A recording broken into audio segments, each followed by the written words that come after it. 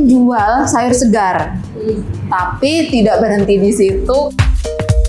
Jadi kami kan membuka produk juga untuk ready to eat dan ready to cook gitu ya. Jadi semacam food prep seperti itu adalah grade B lah gitu dari produk-produk yang sudah kami sortir sebelumnya gitu. Bagaimana caranya operasional usaha itu tuh produk waste-nya itu tuh kita usahakan seminim mungkin. Per hari sampai ratusan ya Mbak ya. Kalau untuk weekend malah lebih overload lagi gitu. Jadi ya memang kami sampai info ke customer ya memang karena kalau di weekend itu tuh waktunya orang Jakarta orang Jakarta belanja sepertinya gitu. Kondisinya alhamdulillah saya bersyukur semakin waktu semakin berkembang gitu.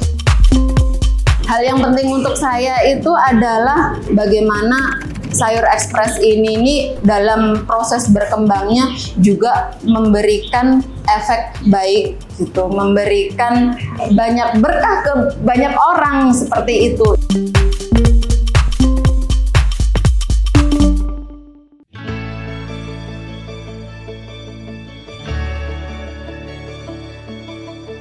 Nama saya Amilus Solihah. Saat ini saya menjalankan usaha sayur segar dengan kebutuhan dapur dan konsumsi keluarga.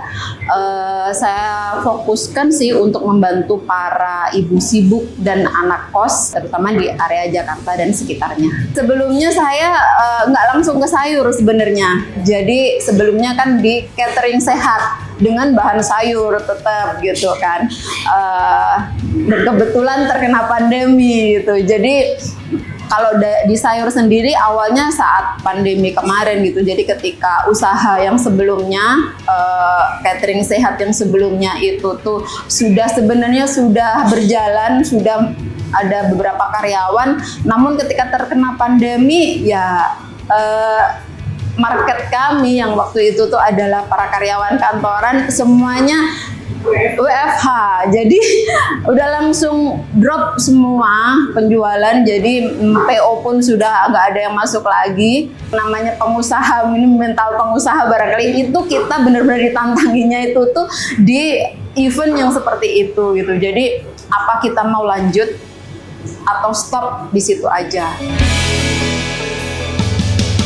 Tapi kan waktu itu saya udah punya karyawan gitu. Apalagi waktu itu menjelang Lebaran. Saya ingat banget Lebaran itu identik dengan THR ya gitu loh. Jadi ya mungkin barangkali kalau saya mesti dapat THR dari suami gitu. Terus karyawan-karyawan gimana ya THR kayak gimana ya. Jadi itu akhirnya membuat ngebut mikir gimana caranya ini tetap harus bisa jualan, tetap harus menghasilkan gitu. Akhirnya ya udah bahan-bahan sayur segar kita jual langsung ke customer via online. Kita buat kita masukkan ke marketplace dan segala macam. Tapi alhamdulillah karena memang momentumnya dapet ya waktu itu, orang-orang memang mencari gitu. Alhamdulillah sih bisa berjalan sampai saat ini. Saya kebetulan adalah ex karyawan juga. Sebelumnya saya sebagai telco engineer, sangat jauh dari bidang yang saya kerjakan saat ini. Ketika saya dan suami kebetulan sama-sama menjadi karyawan, ternyata kami menemukan tantangan besar gitu loh, bahwa menjadi karyawan itu tuh sangat-sangat effortnya sangat di waktu dan untuk keluarga itu tuh sangat-sangat banyak waktu yang tersita gitu. Jadi akhirnya kami memutuskan bahwa mimpi kami pada saatnya nanti kami akan memiliki usaha sendiri. Dari situ awalnya. Jadi kalaupun sekarang ini saya masuk ke usaha ini ya sebenarnya dari mimpi kami di awal itu tadi.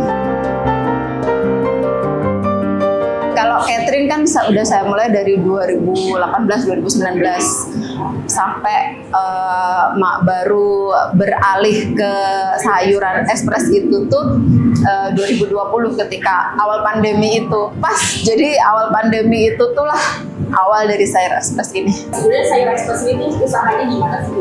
Kami menjual sayur segar, tapi tidak berhenti di situ karena kebetulan dari customer yang merasa harusnya ini bisa improve gitu. Justru ini dari feedback dari mereka akhirnya minta nambah produk, nambah kategori lain gitu. Yang memang sebenarnya sih kita sebagai produsen ya di sini sebagai pengusaha yang memang sebenarnya harus mengikuti itu gitu loh. Cuman karena memang ada tantangan di sayur itu kan juga sebenarnya ada tantangannya gede tuh Mbak. Banyak produk terbuang. Berhubung kami punya ada feedback, ada berbagai feedback juga yang bagaimana kalau misal ada lauknya juga, ada yang matangnya juga gitu. Jadi akhirnya kami usahakan untuk sortir ini sesuai grade sayur gitu. Jadi yang bagus atau masih bisa dipakai lagi gitu kami pisah-pisahkan. Jadi bagaimana caranya operasional usaha itu tuh produk waste-nya kita usahakan seminim mungkin. Kami kan membuka produk juga untuk ready to eat dan ready to cook gitu ya. Jadi semacam food prep seperti itu adalah grade B lah gitu dari produk-produk yang sudah kami sortir sebelumnya gitu. Cuman sudah dibersihkan dan memang sudah benar-benar kami atur untuk siap dimasak lagi. Jadi ketika diterima itu tuh sudah orang tinggal langsung masak aja gitu karena ya Jakarta gitu loh. Kadang-kadang sekedar sesimpel membersihkan sayur, cuci sayur, potong sayur itu sudah hal yang effort banget gitu. Nah, waktu pas awal sayur ekspres ini, kalau boleh tahu Ibu harus ngeluarin modal berapa sih sampai akhirnya? Saya dimodalin sama suami Mbak. Di awal saya sistem PO Mbak. Jadi enaknya barangkali ini bisa ditiru ya. Ketika kita nggak ada modal sama sekali itu, hal pertama yang kita lakukan barangkali adalah dengan menerapkan sistem PO. Karena PO itu tuh enak banget. Duitnya kan masuk dulu. Baru kita belanjakan bahannya, baru nanti duit itu bisa kita olah lagi di manajemen yang baik. Sebenarnya karena ini lanjutan dari sebelumnya gitu ya. Jadi ya alhamdulillahnya selama ini saya disupport banget gitu sama supplier saya Mbak ya gitu. Karena memang kami menjaga komunikasi baik dengan mereka gitu. Jadi barangkali kalau banyak orang yang menganggap usaha harus dihitung dong modalnya seperti apa. Ya kadang-kadang modal itu nggak cuma sekedar uang, tapi bisa jadi trust, kepercayaan. Jadi manfaatkan mana yang kita punya. Saya benar-benar ke pasar, kan namanya juga belajar. Saya ke pasar, saya ke petani-petani, memang ke tempat mereka menanam seperti itu dan benar-benar benar-benar menanyakan kira-kira nanti prospek kerjasama seperti apa, terus kira-kira mereka ada kendala seperti apa. Nah, ketika ini ketika saya memasuk usaha baru ini jadinya harus belajar lagi dan itu perlu waktu, jelas perlu waktu dan disitulah mungkin saat-saatnya memang benar-benar ditantangin bagaimana kita harus mengeluarkan benar-benar belajar hal yang baru, berusaha mengkondisikan sesuatu yang sebelumnya belum pernah saya temuin, bagaimana seperti itu, semuanya harus belajar, di situ tantangan besarnya. Saya belajar semuanya otodidak. Semuanya saya rasakan bisa saya pelajari dari semua dari semua hal yang saya temui gitu. Bisa jadi banyak teman-teman saya, sahabat-sahabat saya yang sudah berhasil membangun usaha dan sudah memiliki banyak karyawan, saya bisa belajar ke mereka kayak gitu. Ataupun mungkin keluarga saya yang mempunyai background tentang sayur atau apapun, saya bisa mencari gitu loh ketika saya membutuhkan apa, dan memang ya seperti itulah sepertinya yang harus dibutuhkan oleh para pengusaha ya. Jadi memang semuanya saya pelajari, semuanya otodidak dari kontennya, videografinya, digital marketingnya. Walaupun pada akhirnya ada beberapa yang sudah saya delegasikan, cuman sampai saat ini memang kebanyakan gitu masih saya pegang sendiri. Udah 3 tahun ya kalau tadi dari awal. Nah itu sekarang dibandingkan dari 3 tahun lalu, kondisi Sayur Express sekarang ini gimana sih? Kondisinya alhamdulillah saya bersyukur semakin waktu semakin berkembang gitu ya.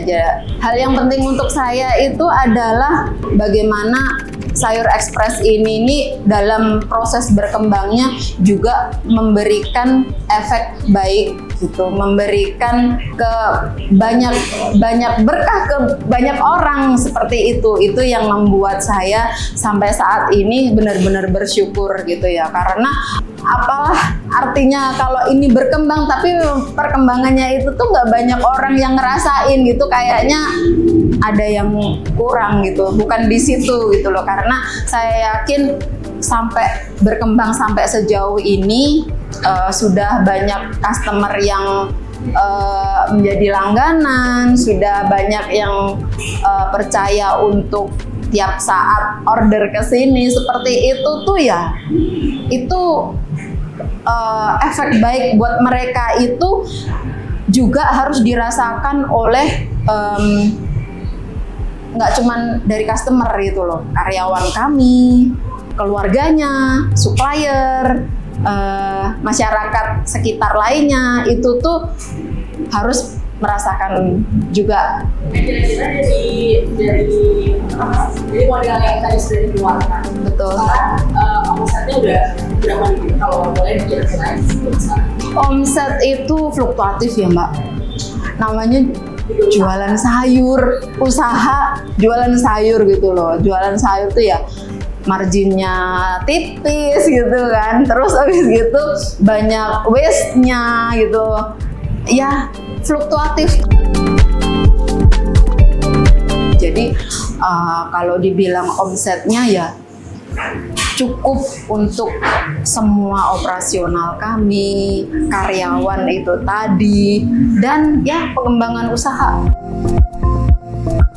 Growth kita itu cukup ya, 10-15% per bulan, itu dengan semua sumber daya yang diberdayakan gitu loh ya. Kami kira itu dengan usaha maksimal kami cukup. Tiap hari ada orderan masuk terus nggak Bu? Alhamdulillah, alhamdulillah. Kira-kira berapa Per hari sampai ratusan ya Mbak ya. Kalau untuk weekend malah lebih overload lagi gitu. Jadi ya memang kami sampai info ke customer ya, memang karena kalau di weekend itu tuh waktunya orang Jakarta orang Jakarta belanja sepertinya gitu. Jadi memang kalau hari Minggu itu tuh sangat luar biasa overload. Nah, sebenarnya gimana sih proses pemilihan bahan, pemilihan menu, sama produksi yang Ibu lakukan ini? Karena kuncinya memang kalau sayur segar ini dari suppliernya harus segar gitu. Jadi itu tadi kami harus benar-benar berkomunikasi dengan supplier gitu loh. Bagaimana kami butuhnya yang segar seperti ini, jangan yang tua, yang masih enak, masih kriuk seperti itu. Itu tuh benar-benar kami komunikasikan dengan supplier gitu. Jadi barang ketika datang itu tuh nanti masih melalui quality control lagi gitu. Jadi dibersihin dulu sama bagian pembersihan, terus nanti masih masuk lagi sebelum di packing, dicekin lagi seperti itu. Kalau untuk produk-produk lain, karena kami sekarang juga membuka catering gitu ya, kami sesuaikan menunya dengan selera ibu-ibu Indonesia gitu ya. Jadi ya seperti ayam ungkep itu tuh kan memang ini mereka ya Indonesia banget itu Indonesia banget. Terus beberapa menu lainnya juga nanti kami selalu mempertimbangkan feedback dari customer. Harga produknya mulai dari berapa sampai berapa? Iya, 1000-an, 5.000.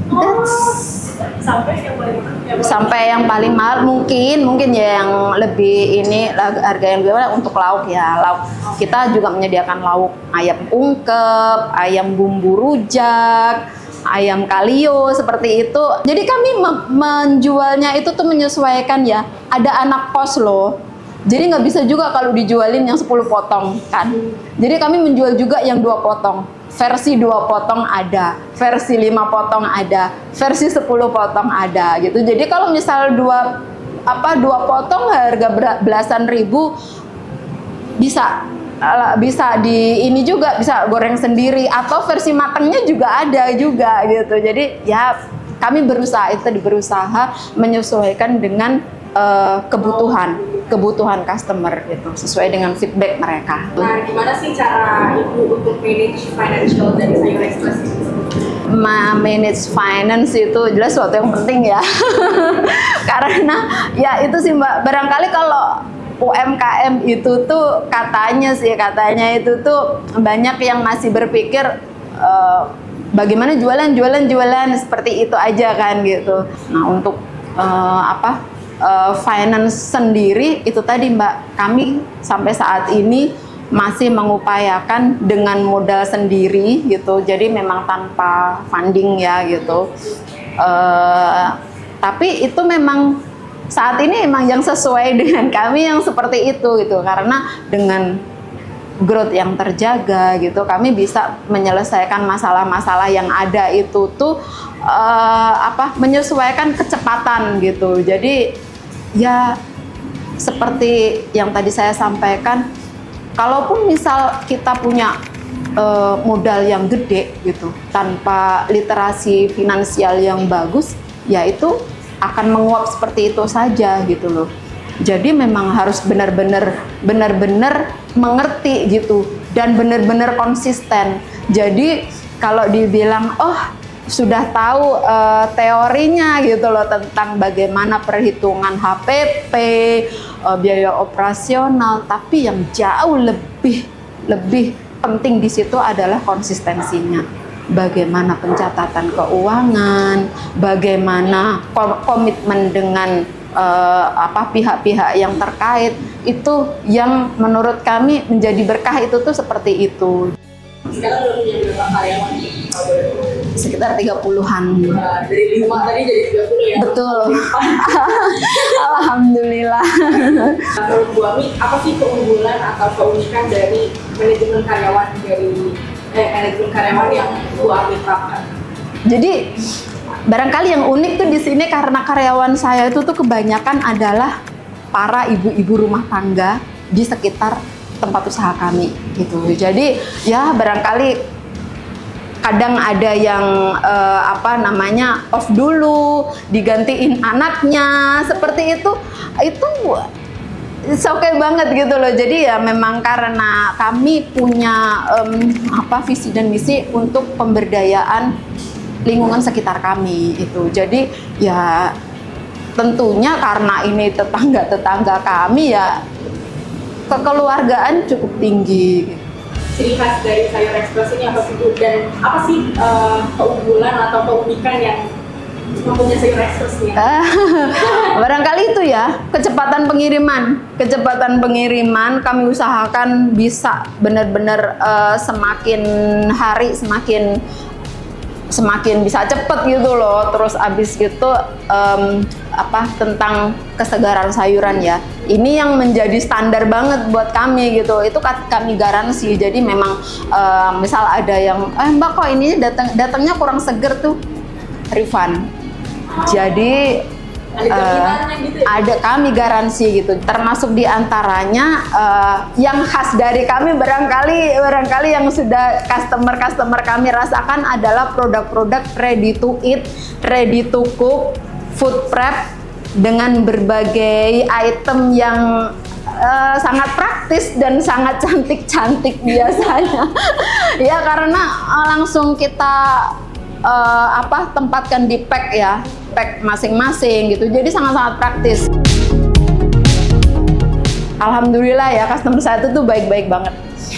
Jadi sering kasih feedback, ini dong menunya yang ini diginiin, atau Mbak request dong menu yang ini, atau Mbak menunya yang ini tuh kayak gini, ini harusnya diginiin aja. Itu sangat kami perhatikan. Jadi feedback dari customer itu tuh sangat kami tunggu seperti itu.